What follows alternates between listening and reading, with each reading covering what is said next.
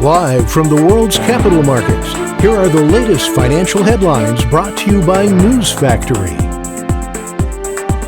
Hello and welcome to Friday's Daily Financial Report. The dollar got a slight bump of 0.2% against the yen in the last session. The MACD is giving a negative signal.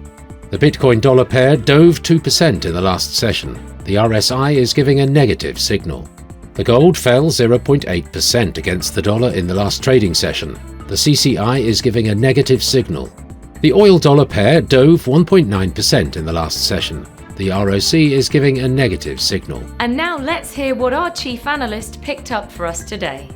US Treasury Secretary Janet Yellen urged Congress to raise the $31.4 trillion federal debt limit and avert an unprecedented default that would trigger a global economic downturn and risk undermining US global economic leadership.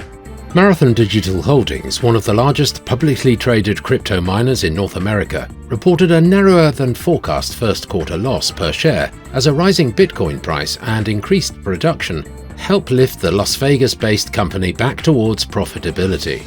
The Canadian dollar weakened against its US counterpart, posting its biggest decline since early March, as oil prices fell and US data added to evidence that the economy is slowing down. Those were today's major economic events, and now moving on to world financial headlines.